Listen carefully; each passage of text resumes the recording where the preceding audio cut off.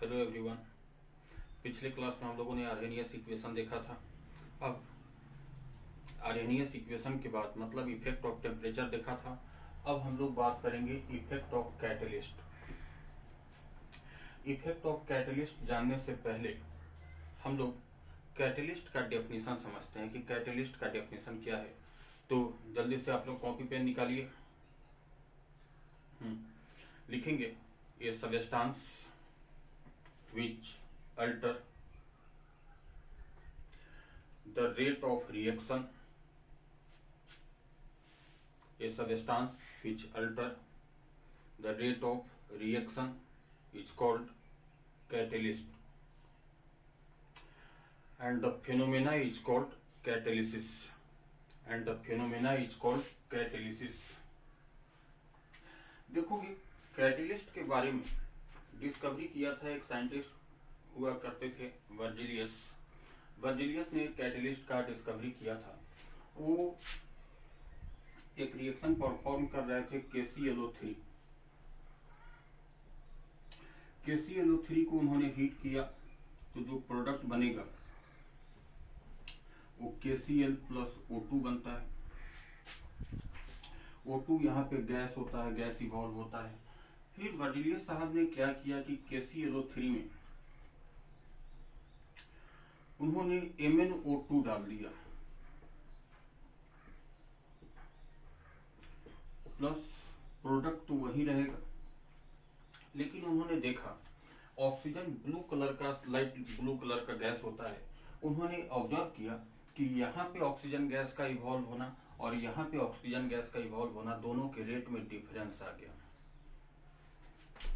तो उन्होंने इस बात को ऑब्जर्व किया कि मतलब यहाँ पे रेट ऑक्सीजन गैस का इवॉल्व होने का स्लो था और यहाँ पे फास्ट था।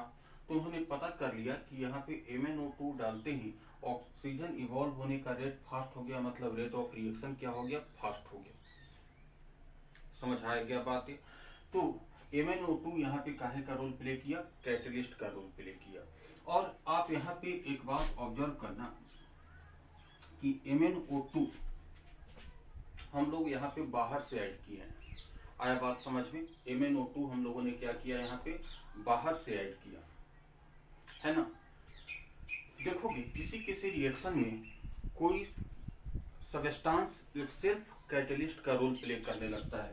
चलो हम उसका भी एक एग्जांपल देकर बताते हैं कि कैसे कोई सबस्टांस अपने आप कैटलिस्ट जब का रोल प्ले करता है, जबकि हम लोग बाहर से कैटलिस्ट डालते नहीं हैं। जैसे देखोगे एक रिएक्शन है KMnO4 plus H2C2O4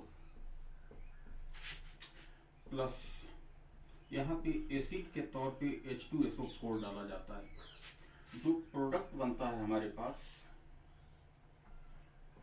K2SO4 plus MnSO4 plus CO2 plus H2, यही हमारा प्रोडक्ट बनता है। देखोगे यहाँ पे KMnO4 का कलर क्या होता है, पिंक कलर का होता है। रिएक्शन हुआ, ये प्रोडक्ट बना, लेकिन इस प्रोडक्ट बनने में जब ही MnSO4 बना, थोड़ा सा अमाउंट में बना MnSO4, जब ही ये बना उसके बाद इसका पिंक कलर का डिस्चार्ज होने का रेट क्या हो जाता है, बढ़ जाता है। बात समझ आया? इनिशियली रेट इसका क्या था, स्लो था। MnSO4 बना, MnSO4 के बनते ही इस पिंक कलर के डिसोसिएट होने का मतलब डिस्चार्ज होने का जो रेट है वो क्या हो गया, बढ़ गया। समझ आया? जब इसका रेट पिंक कलर डिस्चार्ज होने का रेट बढ़ गया, मतलब रेट ऑफ रिएक्शन क्या हो गया, इंक्रीज कर गया। रेट ऑफ रिएक्शन क्या हो गया, इंक्रीज कर गया। तो यहाँ पे MnSO4 को आपने बाहर से नहीं रखा, तो यही यहाँ पे काहे का काम कर रहा है, कैटलिस्ट का। तो इसको बोला जाता है ऑटो कैटलिस्ट। क्या बोलते हैं हम लोग, ऑटो कैटलिस्ट। आगे बात समझ में? मतलब किसी किसी रिएक्शन में कैटलिस्ट अपने आप बन जाता है, जिसका नाम हम लोग क्या बोलते हैं, ऑटो कैटलिस्ट बोलते हैं। चलिए इस रिएक्शन को लिख लीजिए आप लोग। और कैटलिस्ट के बारे में ज्यादा डिटेल में हम लोग टाइप ऑफ कैटलिस्ट के बारे में ज़्यादा डिस्कस करेंगे सरफेस केमिस्ट्री में। चलिए लिख लिया आप लोगों ने इसे, बहुत बढ़िया।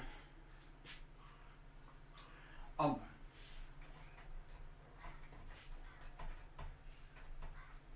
हम लोग लिखोगे some important point about catalyst. Some important point about catalyst.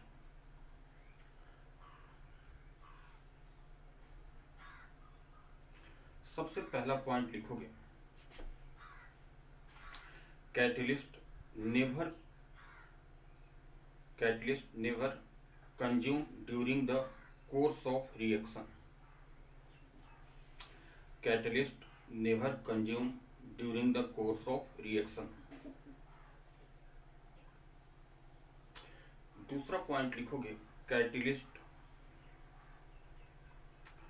Never initiate any reaction. Catalyst never initiate any reaction. बात को समझा आपने कि कैटलिस्ट हमारे रिएक्शन में कभी कंज्यूम नहीं होता है। दूसरा, कैटलिस्ट हमारे किसी रिएक्शन को स्टार्ट नहीं कर सकता है। तीसरा point, catalyst does not change average energy level. Catalyst does not change average energy level of reactant and product that is ER and EP। Catalyst न तो एवरेज एनर्जी रिएक्टेंट की एनर्जी को चेंज कर पाता है, न प्रोडक्ट की energy को चेंज कर पाता है। तो क्या करता है, हम लोग आगे आते हैं उस पर कि क्या करता है कैटलिस्ट। नेक्स्ट पॉइंट लिखोगे catalyst also does not change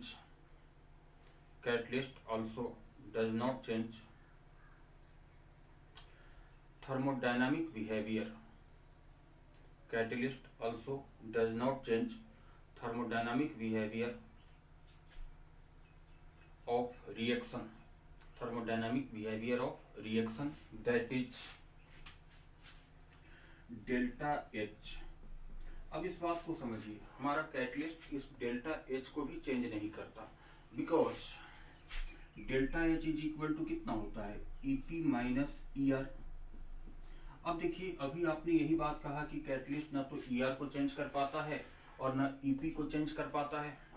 आया बात समझ में? कैटलिस्ट ना तो ER को चेंज कर पाता है ना EP को चेंज कर पाता है, तो EP माइनस ER भी चेंज नहीं होगा, और EP माइनस ER चेंज नहीं होगा तो डेल्टा H चेंज नहीं होगा। मतलब हमारे रिएक्शन के थर्मोडायनामिक बिहेवियर को भी चेंज नहीं कर पाता है। नेक्स्ट पॉइंट लिखेंगे catalyst required in a small amount. ऐसा नहीं है कि किसी रिएक्शन को स्टार्ट मतलब फास्ट करने के लिए हम लोग बहुत ज्यादा कैटलिस्ट डाल देंगे, उसमें थोड़ा सा ही कैटलिस्ट डाला जाता है। Catalyst required in a small amount. Next point लिखेंगे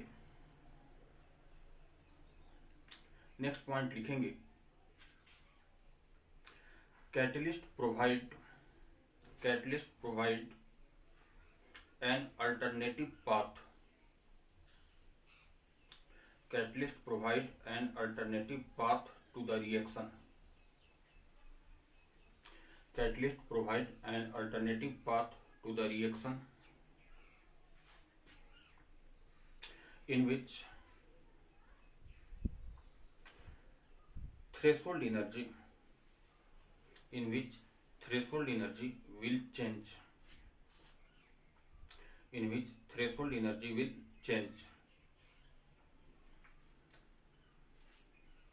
due to which activation energy also change। due to which activation energy will also change and due to which rate of reaction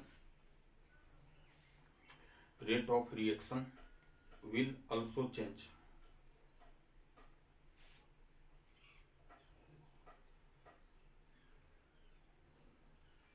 due to which rate of reaction is changes.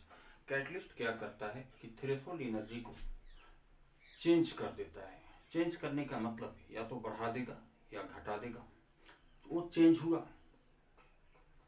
तो क्या बात होगा, activation energy change होगा। Activation energy change हुआ तो rate of reaction change हो जाएगा। Catalyst यही काम करता है, एक अल्टरनेटिव पाथ दे देता है रिएक्शन को। देखिए इस बात को हम समझते हैं।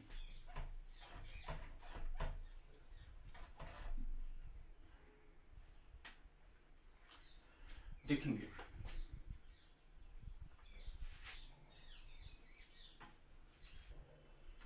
इधर लीजिए फ्रैक्शन ऑफ मॉलिक्यूल, इधर लीजिए एनर्जी,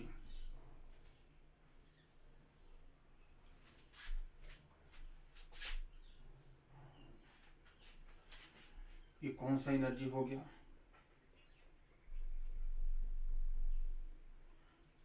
एनर्जी ऑफ रिएक्टेंट, ये ईटी है थ्रेशोल्ड एनर्जी। थ्रेशोल्ड एनर्जी के बाद जितना मॉलिक्यूल होगा वो रिएक्शन में पार्टिसिपेट करेगा, पार्टिसिपेट करता हुआ दिखाई दे रहा है शेडेड पोर्शन। अब आपने यहाँ पे क्या कर दिया, कैटलिस्ट डाल दिया। क्या डाल दिया आपने, कैटलिस्ट। कैटलिस्ट डालने के बाद सपोज कर लेते हैं हम लोग कि पॉजिटिव कैटलिस्ट डालते हैं। पॉजिटिव कैटलिस्ट डालने का मतलब होता है कि थ्रेशोल्ड एनर्जी को कम कर देता है कैटलिस्ट। निगेटिव कैटलिस्ट डालने के बाद थ्रेशोल्ड एनर्जी को क्या कर देता है, बढ़ा देता है। सपोज कर लीजिए कि हमने कैटलिस्ट डाल दिया, कैटलिस्ट डालने के बाद थ्रेशोल्ड एनर्जी को उसने क्या कर दिया, चेंज कर दिया। अब ये न्यू ईटी हो गया, अब इसको बोल दीजिए ईटी डैश। आया बात समझ में, कौन सी एनर्जी आपने बोल दिया, ईटी डैश।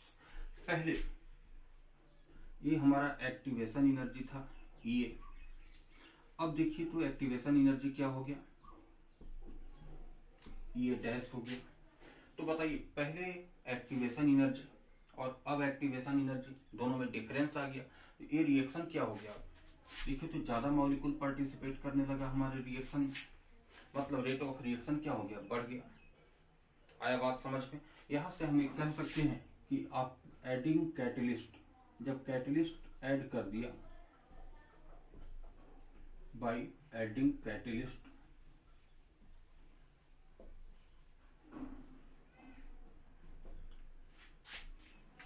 बताइए आप यहां से क्या बात होगा,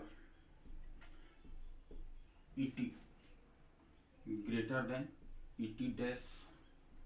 ये कैटलिस्ट डालने के बाद एक्टिव थ्रेशोल्ड एनर्जी है। उसके बाद देखिए activation energy before adding catalyst is greater than activation energy after adding catalyst, ये ग्रेटर देन ये डैश। आया बात समझ में, कोई डाउट इसमें। मतलब देखिएगा जब आपने कैटलिस्ट नहीं डाला था उस समय का थ्रेशोल्ड एनर्जी क्या है, ईटी, और एक्टिवेशन एनर्जी क्या है, ई। तो ईटी हमेशा जब पॉजिटिव कैटलिस्ट डालोगे तो जो थ्रेशोल्ड एनर्जी होगा उससे बड़ा होगा। एक्टिवेशन एनर्जी जो पॉजिटिव कैटलिस्ट डालने के बाद जो एक्टिवेशन एनर्जी बनेगा उससे ज्यादा होगा। कौन, without adding catalyst activation energy. क्या समझ आया बात है, चलिए बहुत बढ़िया।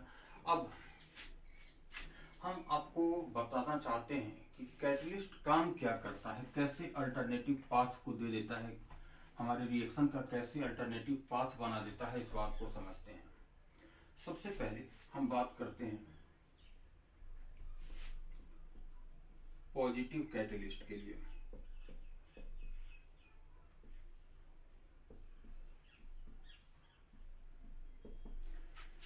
देखिए पॉजिटिव कैटलिस्ट डालने के बाद क्या बात होता है, इस बात को समझते हैं।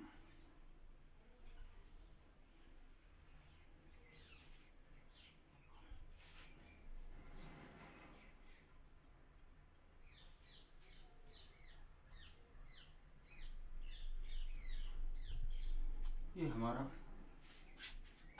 एनर्जी कोऑर्डिनेट और इधर प्रोग्रेस ऑफ रिएक्शन है।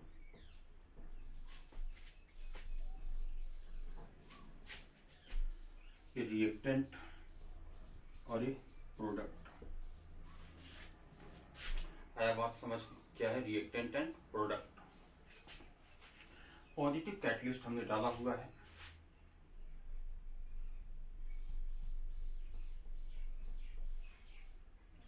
ये हमारा क्या हो गया,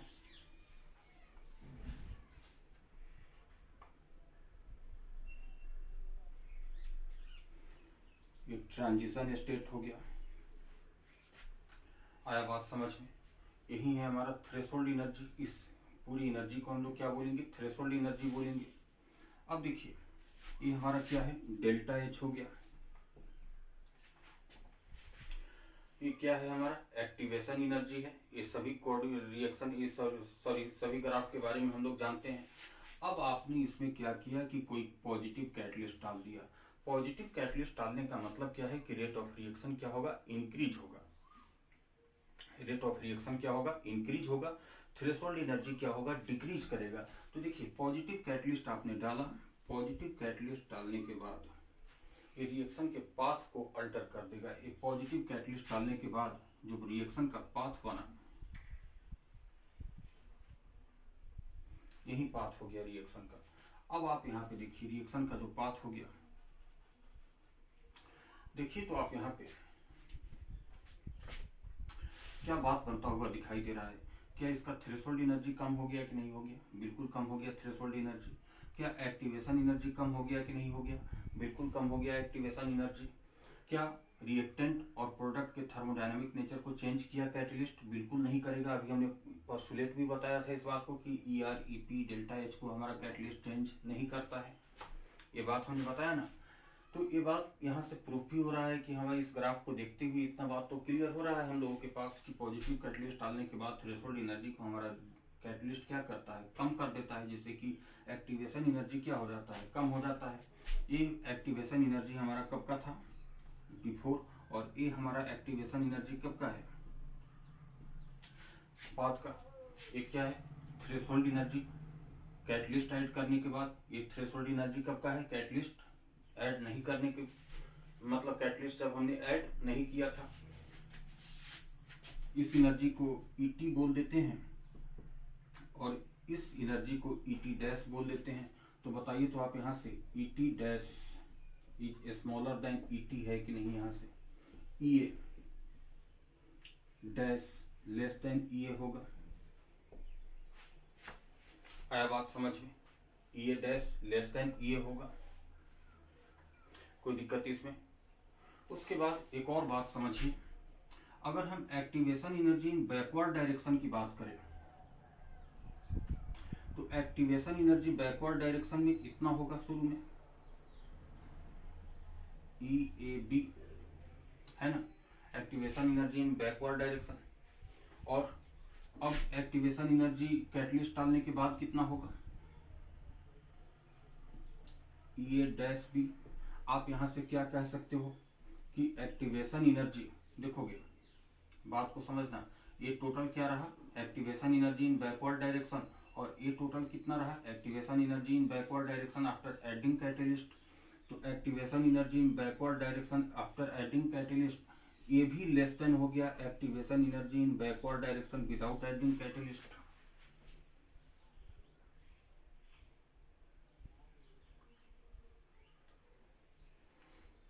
मतलब सभी एनर्जी को क्या कर देता है, डिक्रीज कर देता है, जिससे कि हमारा रेट ऑफ रिएक्शन क्या हो जाता है, फास्ट हो जाता है।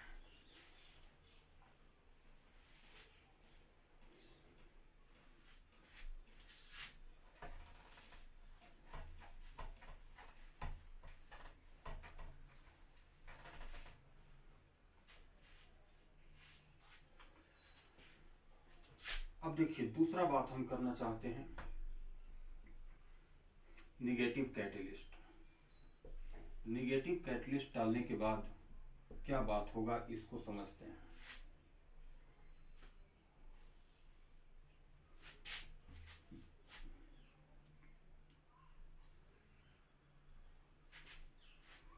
एनर्जी कोऑर्डिनेट, रिएक्शन कोऑर्डिनेट, ये क्या हो गया, रिएक्टेंट, ये क्या हो गया, प्रोडक्ट। समझ आया? अब देखिए ये पहले थ्रेशोल्ड एनर्जी था विदाउट एडिंग कैटलिस्ट, और ये हमारा क्या था, एक्टिवेशन एनर्जी।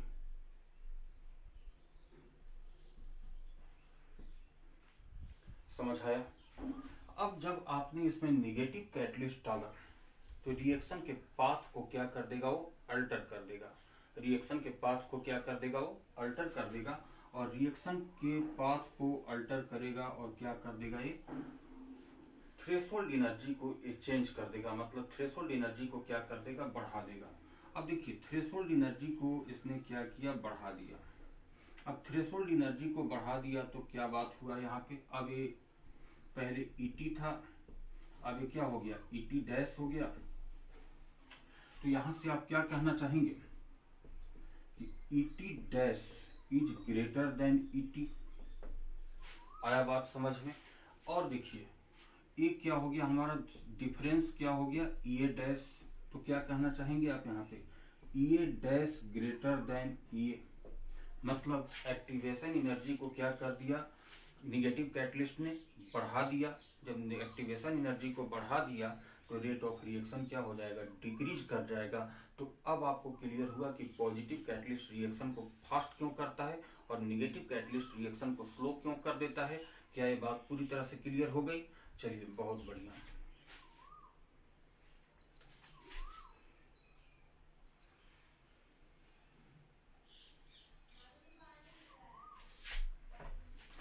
अब आप लोग हेडिंग बनाइए, variation of K, variation of K, variation of K on adding catalyst, variation of K on adding catalyst.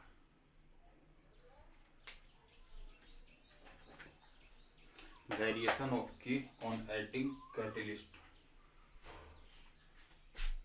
देखिएगा आर्हेनियस इक्वेशन हमारे पास क्या था, K is equal to A into E पे power minus E upon RT, यही था। इस बात को लॉग लगाकर हम लोग ऐसे भी लिख सकते हैं, ln K is equal to ln A minus EA upon RT। आया बात समझ में। अब हम यहां से बात करते हैं आप लोगों से, समझना पहले बात को। Without catalyst, without catalyst K is equal to K मान लिया हमने और एक्टिवेशन एनर्जी ये कितना हो गया, ये ही हो गया। तो देयरफॉर हम लोग क्या बात कहेंगे यहां से, ln K is equal to ln A minus EA upon RT।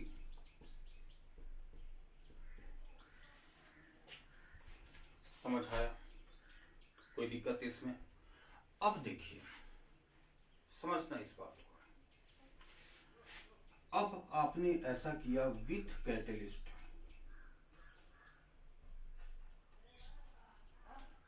Catalyst के साथ साथ जब कैटलिस्ट आपने डाला तो के चेंज होगा और चेंज क्या होगा, एक्टिवेशन एनर्जी चेंज होगा। टेम्परेचर हमने कांस्टेंट रखा। आया बात समझ में, टेम्परेचर हमने क्या कर दिया, कांस्टेंट रखा। तो K इज इक्वल टू मान लेते हैं हम लोग K डैश हो गया और activation energy is equal to E dash हो गया। तो देयरफॉर अब बताना क्या बात होगा, ln K dash is equal to, देखिए उसमें ln K dash is equal to ln A minus EA dash upon RT 2। समझ आया।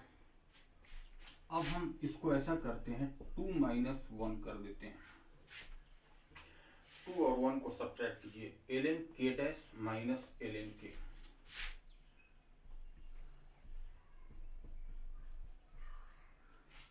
इज इक्वल टू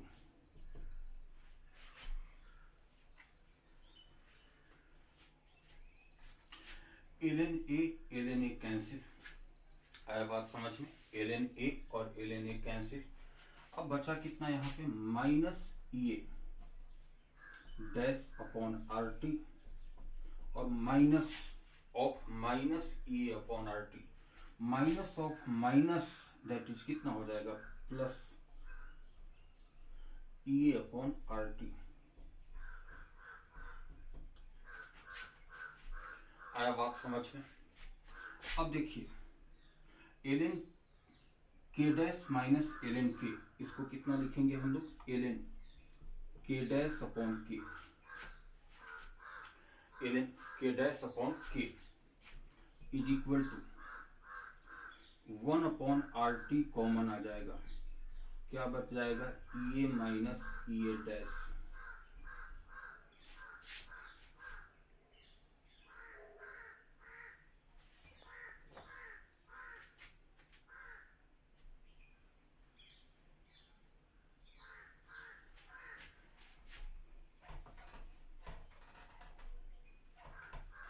अब देखिए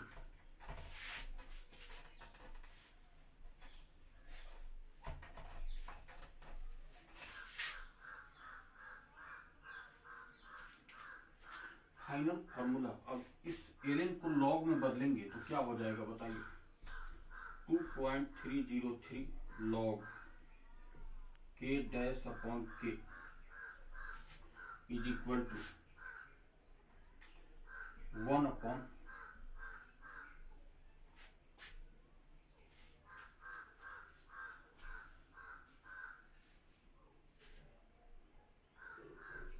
आर टी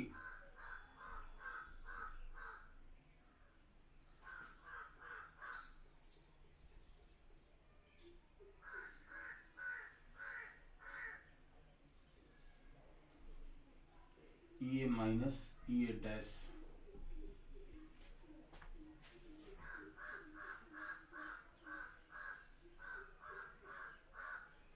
आगे बात समझ में।